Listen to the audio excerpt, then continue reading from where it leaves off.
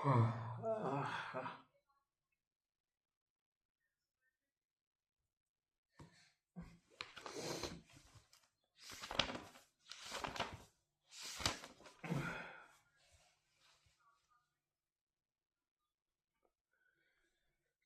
6, Plan and Sections. Regulations number 64.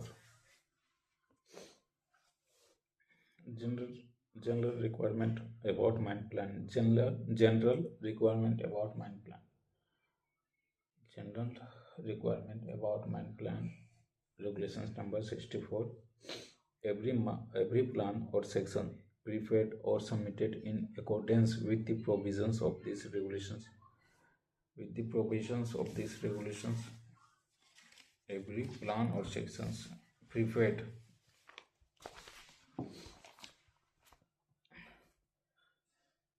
specify the name of the mine and owner and purpose for which plan is prepared. कोई भी plan अगर हम लोग तैयार कर रहे हैं तो रेगुलेशंस 64 के अकॉर्डिंग आएगा प्लान और सेक्शंस, और प्रत्येक प्लान में क्या क्या दर्शाए जाएंगे. Specify the name of the mine. Second one is owner. Third is purpose. किस पर्पस से हम लोग माइन और प्लान कर रहे हैं. ठीक है. South the true north on the magnetic meridian and the date of letter. आपको इसके साथ साथ name of the mines, name of the owner कौन है वो, और पर्पस. ठीक है.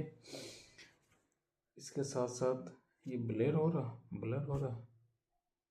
हाँ, अब ठीक है. इसके साथ साथ क्या है कि आपको क्या दिखाना होगा. True north magnetic meridian. True north magnetic meridian. Magnetic मतलब समझ रहे हैं. मैग्नेटिक मतलब मैग्नेटिक लाइन या मैग्नेटिक मेरिडियन किसको बोला जाता है.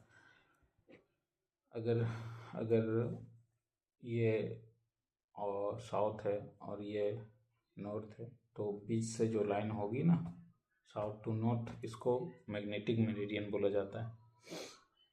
ओके. वेस्ट है, ईस्ट है, और बीच से जो लाइन जाएगी इसको हम लोग मैग्नेटिक मेरिडियन बोला जाता है. Okay. Then after specify scale of the plan at least 25 centimetre long and suitably subdivided. हाँ, स्केल जो दिखाना है वो 25 मीटर लॉन्ग होनी चाहिए. At least 25 centimetre long.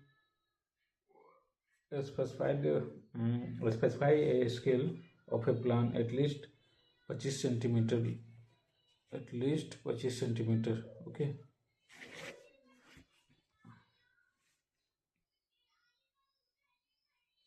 पच्चीस सेंटीमीटर की स्केल पे हम लोग प्लान को तैयार करेंगे. Unless otherwise provided be a scale on having representative factor. RF factor जिसे हम लोग बोलते हैं वो कितना होगा, वो या तो 2000:1 होगा, अदरवाइज 1000:1. ये क्या है, ये स्केल है मेजरमेंट करने का. RF representative factors. अगर सपोज डाइट एग्जाम्पल में अगर मैं दूँ तो सपोज आप किसी कॉलेज में पढ़ रहे हो. ठीक है. और सारे फैकल्टी होते ही हैं. ठीक ना, अपने अपने स्पेसिफिक ब्रांच से फैकल्टी होते ही है. लेकिन ब्रांच के जो HOD होते हैं ना, हेड होते हैं ना, वो भी फैकल्टी होते हैं और HOD भी उनको बनाया जाता है. तो वो कहने का मतलब एज लाइक वो तो हैं टीचर, फैकल्टी ही हैं, बट किसको एक्स्ट्रा में क्या है, वो HOD. तो HOD जो हो गया वो रिप्रेजेंटेटिव फैक्टर्स है. ठीक है. और दूसरा एग्जांपल बताऊं तो आप जैसे अभी AI भी रिप्रेजेंटेटिव हुआ ना, गलगोट यूनिवर्सिटी को लेके जो हंगामा हुआ था वो, तो क्या हुआ कि कोई स्टूडेंट सपोज डैट कोई साइंस एग्जीबिशंस लगा या समथिंग कुछ लगा हुआ है, ठीक है। तो आप किसी कॉलेज के स्टूडेंट है, आपने ड्रेस से जो भी यूनिफॉर्म है वो लगाया, ठीक ना। तो एट इट इज़ आप हैं स्टूडेंट, लेकिन आप किसको रिप्रेजेंट कर रहे हैं? अपने कॉलेज को, अपनी कॉलेज की आइडेंटिटी को रिप्रेजेंट कर रहे हैं। सेम इट इज़ यहाँ क्या होता है ना कि जो प्लान है वो प्लान तो बहुत माइंस तो बहुत बड़ी होती है ना, 5-6 किलोमीटर, 7-10 किलोमीटर तक मैंने माइंस देखा है रेडियस में। तो 10 किलोमीटर की जो प्लान और सेक्शंस है, क्या आप एक 4x4 पेज में दर्शा सकते हैं, या फिर एक लंबा 10 मीटर पेज या 10 मीटर की पेज या 5 मीटर की पेज में दर्शा पाएंगे? कहाँ 10 किलोमीटर है और कहाँ 10 मीटर। तो हम लोग क्या करते हैं ना कि रिप्रेजेंटेटिव फैक्टर्स रखते हैं, कि RF रखते हैं। अगर RF हमारा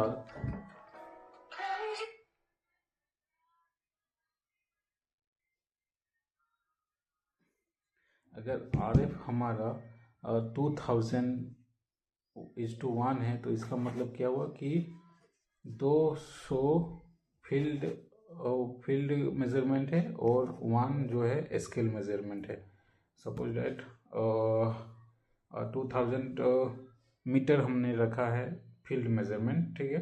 तो उसको हम एज ए प्लान में क्या दर्शाएंगे? 1 equal to 2000 metre. Okay, same it is जो है दिया हुआ है, ये मैंने CMR की क्लास में बताया है, आप उसमें जाके देख लेंगे। एनीवेज अभी तो हम सेल्फ स्टडी पे बैठे हैं, तो उतनी बातें नहीं करेंगे। ओके, तो कह रहा है कि unless otherwise provided we on a scale having a representative factors 2000:1 और 1000:1, okay, provided that chief inspector may order in return and subject to such conditions as may he specify therein, permit or require the plan to be prepared on any suitable scale, okay, be properly ink on durable paper, tracing cloth or polyester film and keep be good conditions। अब क्या कह रहा है कि जो हम लोग plan और सेक्शन तैयार करेंगे वो किस पेपर में होगा? ड्यूरेबल पेपर है चाहिए, अदरवाइज वो नहीं है तो ट्रेसिंग क्लॉथ चाहिए, ट्रेसिंग क्लॉथ नहीं है तो फिर पॉलिएस्टर फिल्म चाहिए। ओके, और ये सब जो जिसे अगर लेंथ की मेजरमेंट हम लोग मीटर में करते हैं ना, तो ये सब मेजरमेंट यूनिट इन लोग का क्या आता है? माइक्रोन। तो जो भी ड्यूरेबल ट्रेसिंग क्लॉथ या फिर पॉलिस्टर की जो मेजरमेंट या कितने मीटर या समथिंग क्वेश्चन पूछा जाए, कितने माइक्रोन में हम लोग प्लान और सेक्शन तैयार करेंगे एज ए ड्यूरेबल या पॉलिस्टर या फिर ट्रेसिंग क्लॉथ में, तो वो आंसर आएगा आपका 125 माइक्रो की होनी चाहिए क्लॉथ। जैसे ये कपड़ा है ना, कपड़ा, क्या आप बता सकते हो ये कितने GSM की होंगी? क्लॉथ में क्या होता है? क्लॉथ में GSM चलते हैं, ठीक है, और उसकी मेजरमेंट क्या होती है? GSM मतलब सपोज दैट, ये बहुत इंटरनल बात है, कंफ्यूज हो जाओगे, रहने दो, रट लो, नहीं आती है तो, ठीक है। तो इतना समझ लो, ड्यूरेबल पेपर, ट्रेसिंग क्लॉथ और पॉलिस्टर फिल्म 125 माइक्रोन का होना चाहिए। Have any abstract of all statutory restrictions in respect of any specified working with a reference, have an abstract of all statutory restrictions in respect to, ये समझ में नहीं आया, देख लो आप। The convention shall in the schedule shall be used in preparing all plan and sections required of this regulation। the conventions shall in schedule, ठीक है। इसी रेगुलेशंस के अकॉर्डिंग हम लोग प्लान को तैयार करते हैं. The plan and sections required of this regulation shall be accurate within such limit of error, and chief inspector may be specified general और स्पेशल ऑर्डर्स. अच्छा, जो प्लान और सेक्शंस हम लोग इस रेगुलेशंस के तहत तैयार करेंगे वो एक्यूरेसी आनी चाहिए, एक्यूरेट होनी चाहिए, और समथिंग कुछ लिमिट एरर, अगर में भी एक्यूरेसी नहीं है तो कुछ लिमिट एरर होनी चाहिए, जो कि कौन स्पेसिफाई करेंगे? Chief inspector. ओके.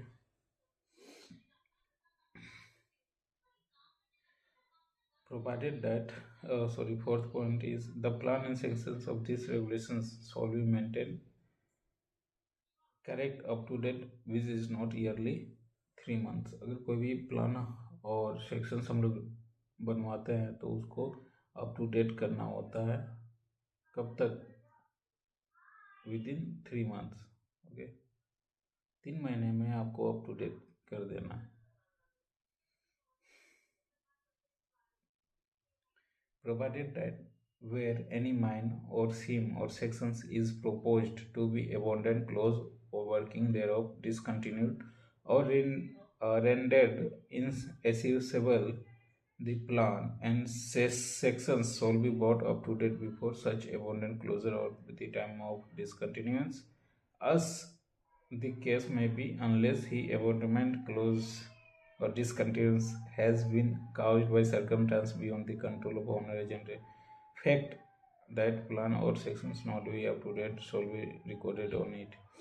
हाँ, ये कह रहा है ना कि अगर कोई भी माइंस या कोई भी प्रोजेक्ट हम लोग क्लोज करते हैं, अबॉर्डेंट करते हैं या स्थगित करते हैं, तो जितना भी जो समथिंग है प्लान में दर्शाने के लिए वो सारे को सारे दर्शाएंगे प्लान में, यानी कि अप टू डेट करके आप स्थगित ये सब करना होगा. अगर कोई पिलर थोड़ा सा भी कर गया तो आप उसको प्लान में अप टू डेट कीजिए, देन आफ्टर आपको स्थगित या सब.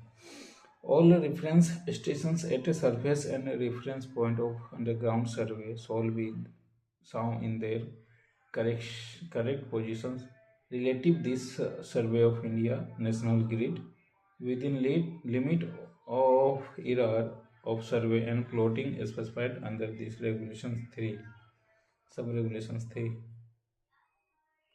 हाँ, कह रहा है ना कि जो भी reference point, reference stations, okay, जहाँ से रेफरेंस पॉइंट RL ये सब निकालते हैं, ठीक है, at surface of underground survey shall be correct position relative to the survey of India National Grid. जो भी हम लोग RF कहीं पे रखते हैं, representative factors, sorry RL, reduce level, representative level, क्या फुल फॉर्म होता है, थोड़ा मिस्टेक हो रहा है. सपोज दैट कहीं भी हम लोग रेफरेंस पॉइंट रखें, रेफरेंस पॉइंट व्हाट, अगर हम लोग कराची से RL लेते हैं, ठीक है, तो उसके लेवल आते आते अपने माइंस के जो सरफेस या हाजी बाबू के घर है वहाँ पे हम लोग क्या एक रेफरेंस पॉइंट मानते हैं, ठीक है, कि इतना RL से इतना रेफरेंस पॉइंट है में ये माइंस स्थगित है या बना हुआ है या समथिंग है, ठीक है, और उसी रेफरेंस पॉइंट से हम लोग क्या करते हैं? प्लान और सेक्शंस तैयार करते हैं, ठीक है. लेकिन ये जो रेफरेंस पॉइंट है ना, ये एक्चुअल एक्यूरेसी में आनी चाहिए. अगर थोड़ा बहुत भी लिमिट इधर उधर हो तो चलेगा, बट एक्चुअल एक्यूरेसी होनी चाहिए. किसके अकॉर्डिंग? जो national grid survey of India के अकॉर्डिंग, ठीक है, ठीक है ना. इसके बाद पॉइंट है plan and sections required to be maintained under this regulation shall be kept available for inspections of the office at a mine and shall not be removed thereof except within the approval in the return of the regional inspector unless true copy of has been kept there. Plan और section जो भी हम लोग बना रहे तैयार कर रहे हैं वो ऑफिस में मेंटेन रहेंगे, और तब तक मेंटेन रहेंगे जब तक कि रीजनल इंस्पेक्टर के आदेश अनुसार समथिंग कुछ ना आ जाए.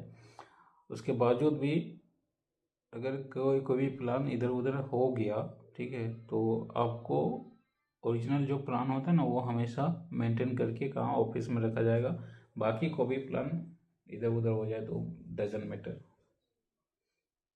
Okay, last point is that the chief inspector may be subject to conditions as he may specify in the order, permit, preparations of plan or sections in a variance the provisions of this regulation. chief inspector may be subject to ब्रह्मास्त्र आ गए कि अगर plan में कुछ भी something, अगर chief inspector को justify या something कुछ करना हो तो वो कर सकते हैं।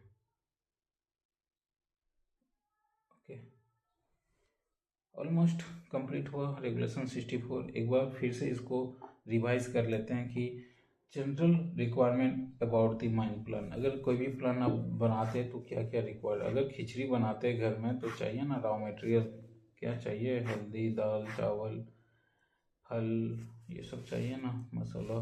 तो उसी के अकॉर्डिंग प्लान हम जो तैयार करते हैं प्लान और सेक्शंस माइंस को रन करवाने के लिए, तो उसमें ये जो जो मटेरियल चाहिए उसके बारे में ये रेगुलेशंस हैं। ठीक है, तो सबसे पहले जो भी प्लान तैयार हम लोग करेंगे उसमें किसका नाम जाएगा, नेम ऑफ द माइन,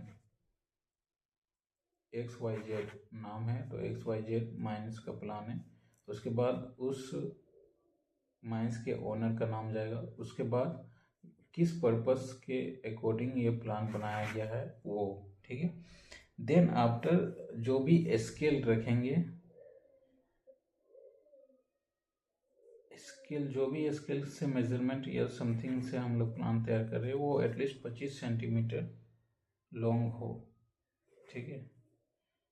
उसके बाद क्या है, अनलेस जो रिप्रेजेंटेटिव फैक्टर्स है वो हमें कितना दिखाना होता है, 2000:1, अदरवाइज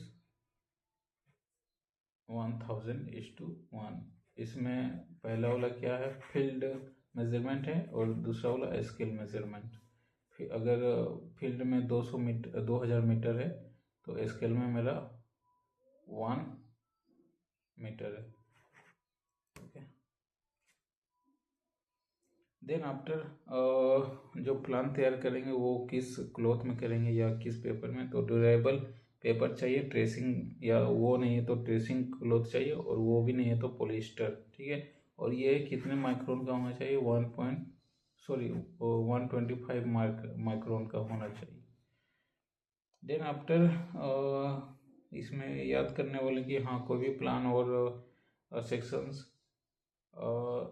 3 महीना में अप टू डेट होते रहना चाहिए, ठीक है। सपोज राइट हमने प्लान किया, प्लान बनाया और गैलरीज ऑलमोस्ट पिलर की साइज रखते हुए हम लोग पिलर नंबरिंग कर दिया, और सपोज 300 मीटर डीप में वर्किंग चल रही है और पिलर नंबर 64 को हम लोग एक्सट्रैक्शंस कर रहे हैं प्लान के अकॉर्डिंग, ठीक है। प्लान में 64 तक हो चुकी है हाविस मीन्स डिप्लरिंग हो चुकी है 64 तक, ठीक है। और दो महीने में हमने क्या किया, 64 से 54 या 50 तक पिलर को खाते हुए ऊपर आ गए, ठीक, 2 महीना तक। तीसरा महीना में क्या हुआ कि प्लान को अपडेट नहीं किया जाए कि हम लोग कहाँ एक्सट्रैक्शंस कर रहे हैं, किस पिलर में हैं, तो दिक्कत आ सकती है ना। इसीलिए प्लान को हमेशा अप टू डेट करना चाहिए प्रत्येक 3 महीना में। हाँ, 3 महीना में सर्वेयर क्या करेंगे कि इसे 64 से कहाँ तक खाते खाते आए, यानी कि जो गोफ बना वो कहाँ तक बन गया, 50 तक बन गया, क्योंकि 50 नंबर ऑफ पिलर्स हमने खा चुके हैं। तो 50 के बाद जो आगे का है 51, 52, 53, 64 तक सारे गोफ बन गए। ये अप टू डेट करना होता है। इसके बाद जो रेफरेंस पॉइंट हम रखते हैं वो कहाँ रखते हैं, सरफेस पे। कहाँ, सरफेस मीन्स माउथ सरफेस पे। अगर अंडरग्राउंड के कंडीशंस हैं तो माउथ जहाँ इनटेक है वहीं पे आमने सामने कहीं हम लोग रेफरेंस पॉइंट रखते हैं। हमारा जो माइंस ट्रेनिंग पीरियड में जो माइंस था वहाँ रेफरेंस पॉइंट हाजी बाबू के घर के किनारे में रखा गया था। हाजी बाबू के ऑफिस के किनारे में, घर के किनारे में नहीं। ओके,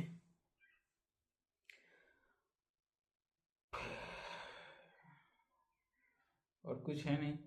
प्लान को हमेशा अप टू डेट, मतलब प्लान एक ट्रू को भी हमेशा देना चाहिए ऑफिस में। उसके साथ साथ चीफ इंस्पेक्टर को अगर लगे कुछ कंडीशन स्पेसिफाइड है आपके प्लान में या permit preparation of plan variance है तो ये प्रोविज़न चीफ इंस्पेक्टर के लिए। Last regulations number 65 types the types of plan कितने तरीके के होते हैं बताइए तो कोई हमें। प्लान कितने तरीके के होते हैं? प्लान एटलीस्ट 7 तरीके के प्लान है। सरफेस प्लान है, अंडरग्राउंड प्लान है, ventilation plan, joint survey plan, geological plan, last one is water danger plan.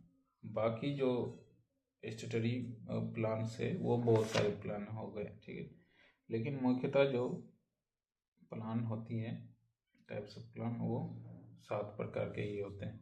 1 2 3 vertical mine section plan भी 3 4 5 6 7। ओके,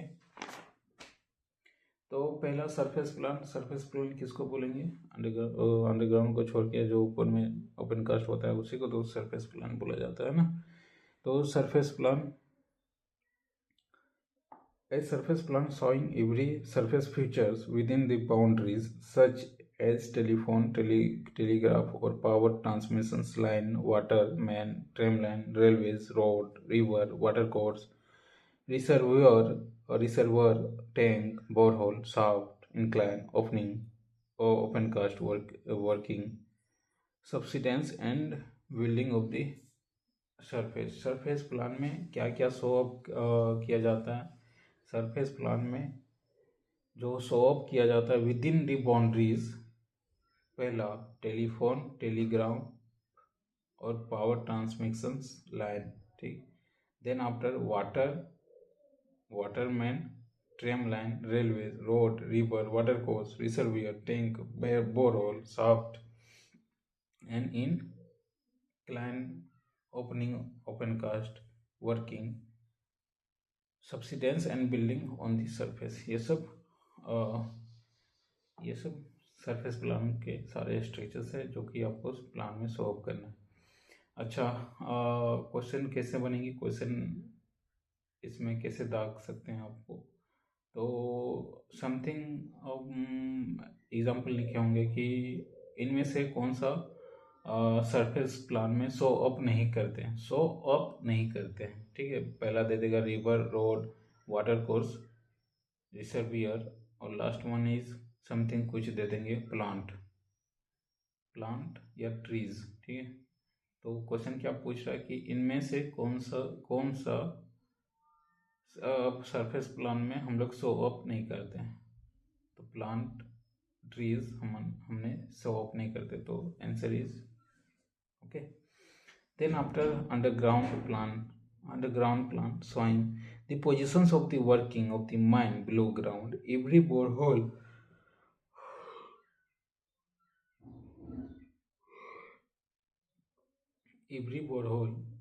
देखो क्या क्या प्लान में शो करना है। अंडरग्राउंड प्लान है the positions of working of mine boundary, working of mine below ground, every borehole and shaft with a depth, incline opening, cross measurement, drift, gop, fire stopping or seal, water dams, dimension and other particles of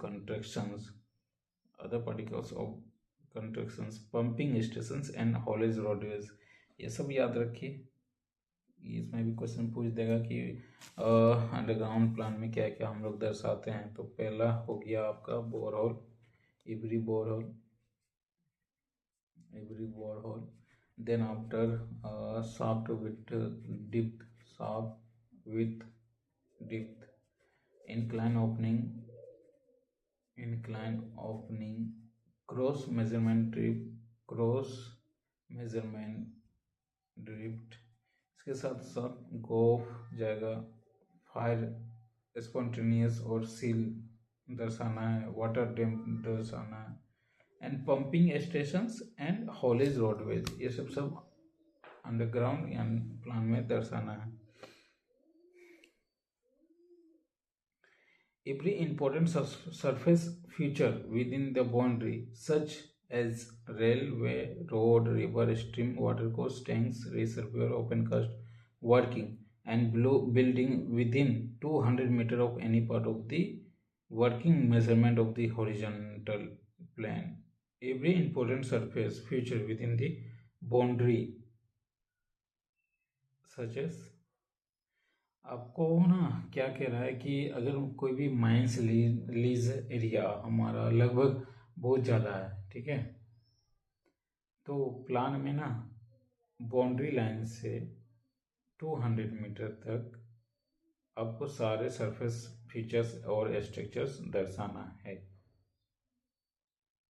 okay, जिसमें कि अगर boundary line के बाहर आपका something with in 200 metre तक railway track हो, वो भी दर्शाना होगा।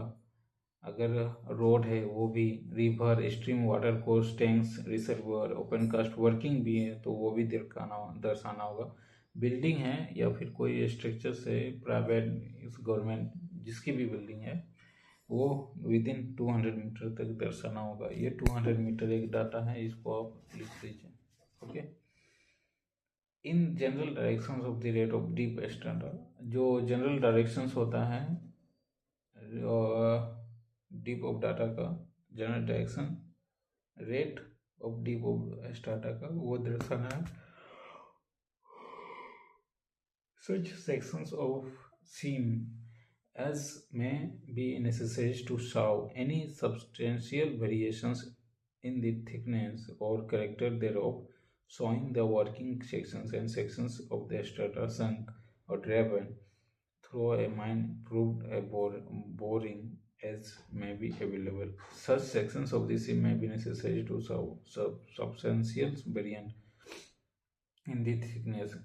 क्या रहना कि अगर कोई भी सेक्शंस में जो स्ट्राटा की थिकनेस है, कोयल की थिकनेस है, या किसी की भी हार्ड मतलब सपोज दैट बैंड की जो थिकनेस है, या कोयल की ही मान लेते, कोयल की थिकनेस है, वो किसी टाइम में ये होता है, क्या करते हैं, वेरीज करता है, डिफरेंस होता है। जैसे यहाँ से हमने क्या हुआ कि 5 मीटर कोयला आया, फिर ऐसे से आया और यहाँ से ऐसे आया 5 मीटर तक यहाँ तक, फिर यहाँ से 6, 7, 8, 9, 10 इतना मीटर तक कोयला आया, तो वेरिएंट हुआ ना, कहाँ 5 से 10 मीटर तक चला गया, फिर 10 से 7 मीटर होते होते फिर 2 मीटर, 1 मीटर और कोयला खत्म। तो ये जो वेरिएंट है ना, ये भी आपको दर्शाना होता है।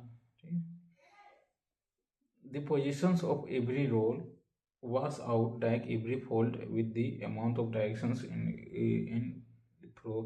हाँ, जितने भी रोल होते हैं, पोजीशंस है, रोल है, वॉश आउट है, डाइक है, एंड एवरी फोल्ड है, वो सब आपको दिखाना है, यानी कि जोलॉजिकल डिस्टर्बेंस जितने भी हैं आपको प्लान में दिखाना है। Okay, with an abstract of all statutory restrictions in respect of any specified working with reference to the order imposing the same, and whenever this plan is brought up to date, the positions of the working shall be shown by dotted line drawn through the ends of the working. Such dotted line be marked with the date of the last survey. Abstract of all statutory restrictions respect of the specified working reference order imposing the same, and whenever this is plan is brought up to date, the positions of the working shall be shown by dotted line। अब abstract मतलब थोड़ा मेरे को देखना होगा हिंदी क्या है। abstract, ABSTRCT, abstract meaning in Hindi अमूर्त, सार, निराकार, सब, साक्षेप, अमूर्त, भाववाचक, अलग करना, हटाना। पता नहीं इसका मीनिंग क्या निकलेगा। where a seam has average inclinations more than 30 degrees from the horizontal, one or more vertical mine sections or sections as may be required by the regional inspectors are in the vertical projections of the mine working. Vertical mine sections, ये भी एक तरह से plan ही बोल सकते हैं आप, ठीक है। ये क्या कह रहा है ना कि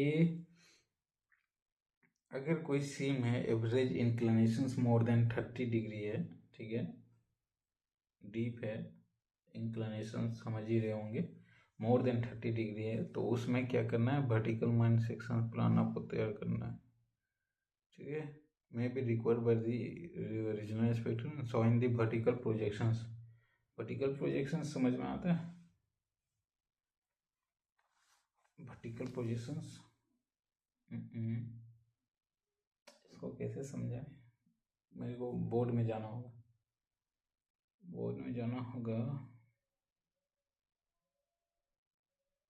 किसी दिन नेक्स्ट। हाँ, ये तो मैंने समझाया है ना, vertical projections.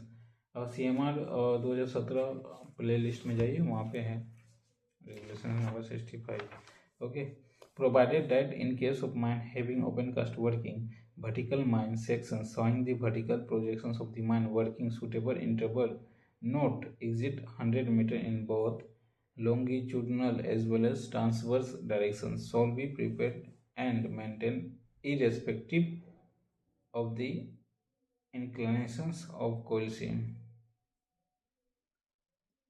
In case of open cast vertical mine sections showing the vertical projections at a working at suitable interval not exceed 100 meter.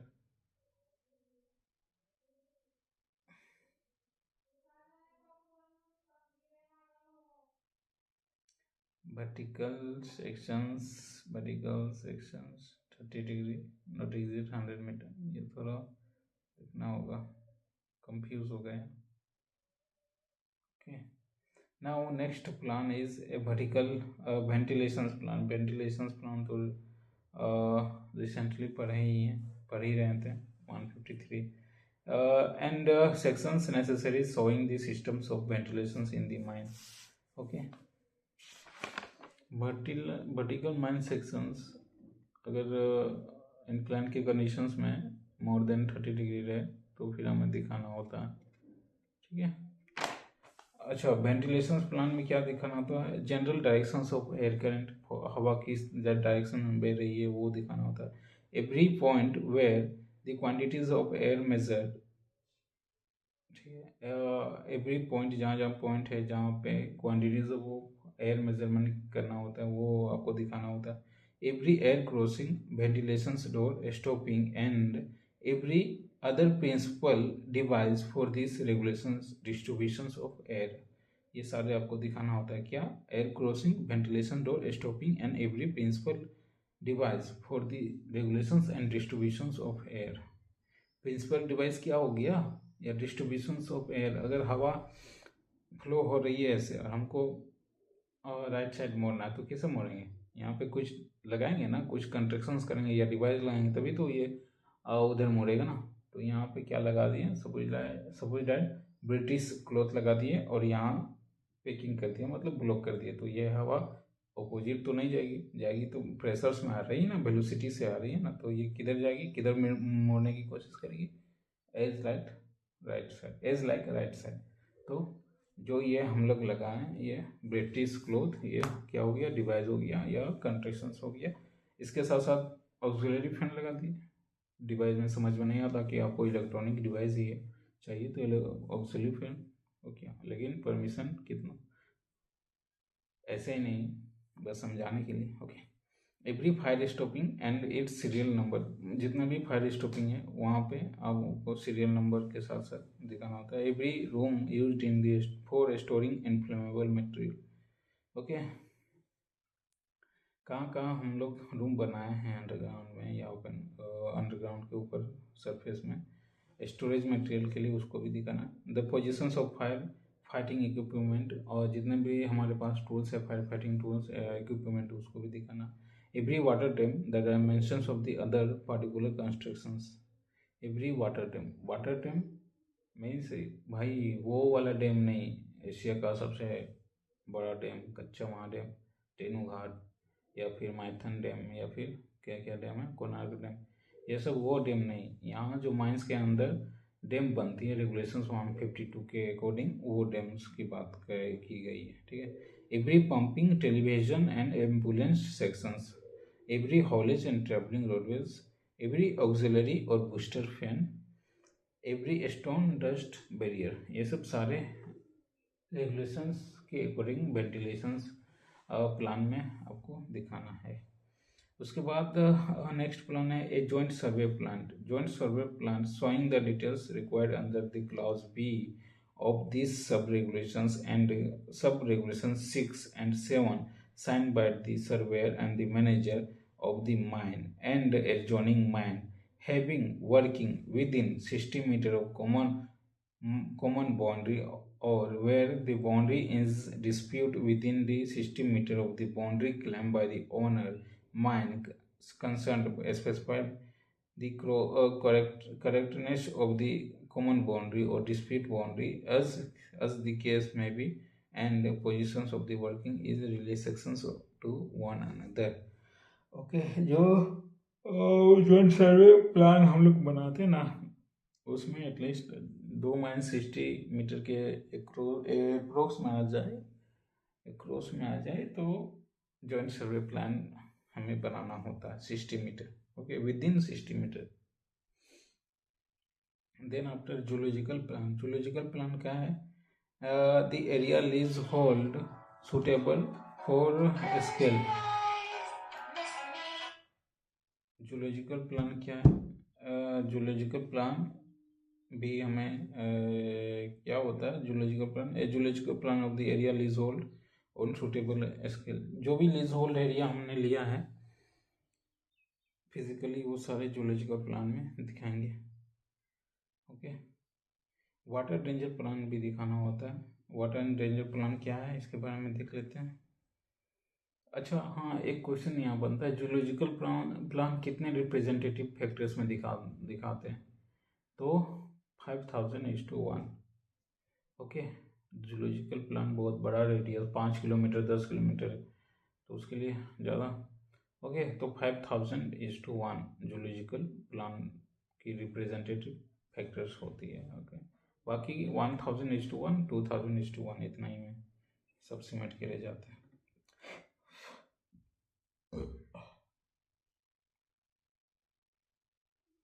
Joint survey plan 60 metre में दिखाते हैं, कंबाइंड प्लान 9 मीटर के विद इन आ जाने पे दिखाते हैं, honour to honour inform करते हैं 60 मीटर एडजॉन माइन प्लान के लिए, ठीक है। Then after water danger plan में है, तो वाटर डेंजर प्लान में क्या क्या दिखाना होता है, नाला, river, lake, water pond, water course, drainage और and other water bodies on the surface below ground existing 200 metre of the boundary of the mine. इसमें भी 200 मीटर तक कहीं भी अगर वाटर, नाला, वाटर से रिलेटेड जो भी है वो चीज़ आपको प्लान में, वाटर डेंजर प्लान में दिखाना है। The positions of working below ground every bore hole and shaft, drive, cross cut, staple pit, excavations and air passages connected therein, ये सब भी आपको दिखाना है वाटर डेंजर प्लान में। The positions of every dyke, fault and other geological disturbance with the amount of directions through well as had। मतलब क्या क्या कह रहे हैं ना, जो जियोलॉजिकल डिस्टर्बेंस होते हैं ना, डाइक्स, फॉल्ट्स, सील, ये सब आपको दिखाना कितना अमाउंट में है और किस डायरेक्शंस में है। Label taken in the working below ground at easily identifiable point sufficient in the number of allowed. The constructions of sections,